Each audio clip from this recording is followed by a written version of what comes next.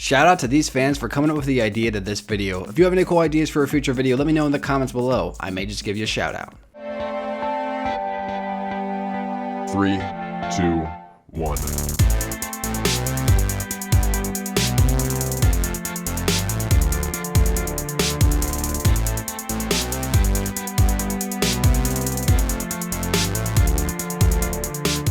What's up, Net soldiers? I'm the Net Alliance, and today I'm going to be doing a video that I got requested to do so many times ever since my very first one I did about a year ago. Today, I'm going to be ranking all 8 Star Wars movies from worst to best. Now, before I begin, let me just say I'm not going to be counting the animated Clone Wars film, mostly because to me it doesn't count as actual Star Wars film. But if you really want it ranked, I'm putting it at number 9, so there you go, there's number 9 for you. Also, bear in mind that this list is just my opinion, so if you have your own opinions, let me know your ranks in the comments below. But please try to keep it civil down there. And one more thing before we begin, I have a Patreon account. There's going to be a link at the top of your screen if you want to go check that out. I'd really appreciate it. Even if you could donate just $1 to my channel, which is less than a cup of coffee, I would extremely appreciate it. But with the shameless self-promotion out of the way, let's begin. Starting at number 8, we have Attack of the Clones. For me, Attack of the Clones is the one film out of all the entire Star Wars saga that I honestly just don't like at all. Now, don't get me wrong, there are some good scenes in the film, but when it comes down to it, the entire film is just kind of meh. Now, in my personal opinion, one of the things that I think that this film did wrong was Anakin. No one really liked Anakin. And say what you want about Hayden Christensen, whether you like him or not, I personally don't really mind him. I know a lot of people absolutely hate him, but I think he did the best with what he had.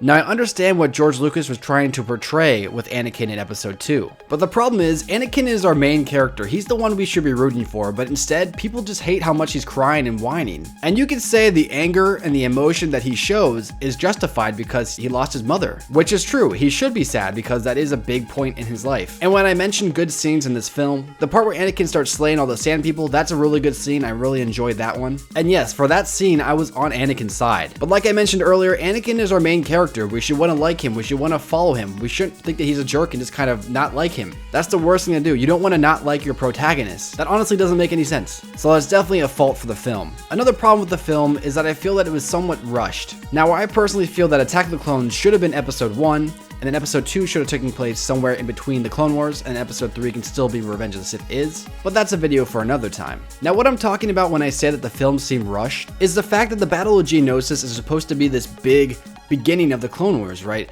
And it's kind of just skipped over a little bit. Now, granted, we do see things here and there, but I do feel like it's kind of starts there and then we just fly off and we have to see the lightsaber fight between Dooku and Anakin and Obi-Wan, which actually isn't that good either. Which then leads into my final point of episode 2. The lightsaber fight was definitely a disappointment, especially considering episode 1. But when it comes down to it, in my personal opinion, and from any list that I've seen myself from other people, Star Wars Episode 2 Attack of the Clones is the worst Star Wars film. At number 7, I have The Phantom Menace, because Jar Jar Binks. Moving on, I'm just kidding. Now for me, where Attack of the Clones is the one film out of the Star Wars movies I really dislike, The Phantom Menace and every other film on this list I actually do like in some way or another. But for me, episode 1 just kind of meh. I do think the film has some redeeming qualities here and there, such as the pod race, Darth Maul, and even the final lightsaber fight, which is just, in my opinion, one of the best in the entire franchise. However, it ultimately falters on its slow pace, the hard to follow politics, and of course, Jar Jar Binks. But I feel like I must say this. First off, I love Qui-Gon Jinn, and I feel Jake Lloyd gets way too much crap for playing Anakin in this film.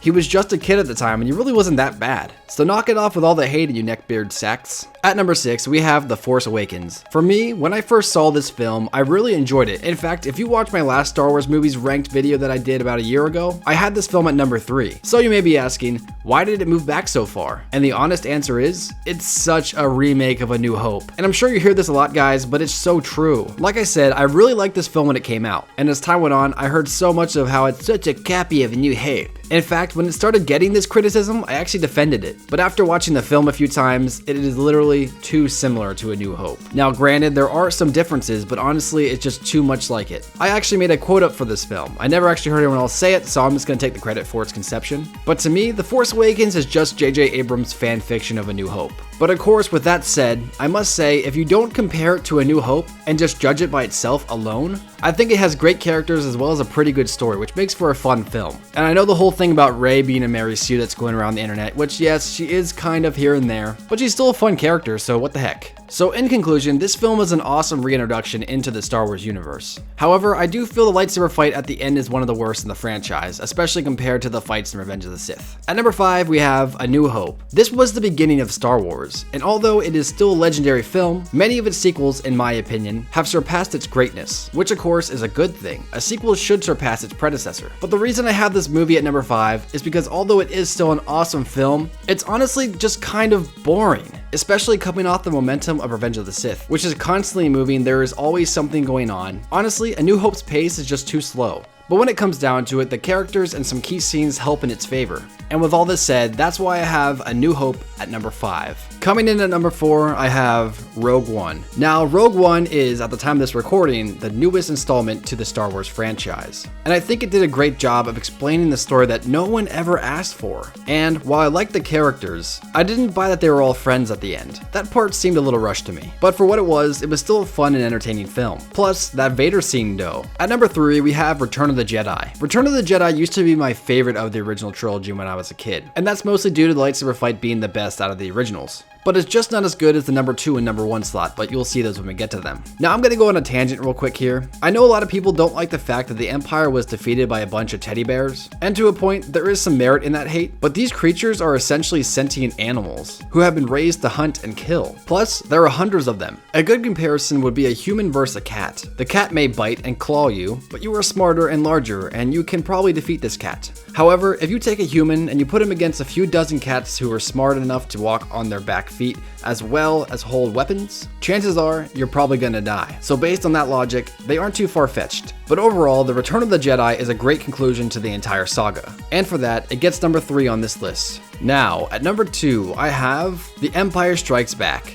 Empire is truly a legendary film, and on many lists, it is the best Star Wars movie. And for good reason, it's awesome. In fact, in my opinion, this movie and the film I have at number 1 are near interchangeable for the best Star Wars film. This movie managed to do what all sequels should. It raised the stakes in the universe without hindering the story and the characters. Also, I just gotta say this, I love Yoda in this film, like he is the best in this film. And I would be remiss if I did not mention the massive twist at the end of the movie that has M. Night Shyamalan awake at night, when Vader finally reveals that he is Luke's father. It was a remarkable Star Wars film and a legendary staple in all of cinema. And last but certainly not least, at number 1, I have The Revenge of the Sith. This movie, to put it simply as the kids would say, is bae. I know I'm gonna get tons of flack for putting this at number 1, but this video is called my 8 Star Wars movies ranked. So although I must admit the originals are better films, Revenge of the Sith is the most fun and entertaining. Plus, this Star Wars movie was the Star Wars movie that got me into Star Wars. You see, when I was 10, I used to grow my hair out like Anakin's. I would quote almost every line from the film. I even secretly wanted to have my arm cut off just so I could have a robotic one like Anakin. Wow.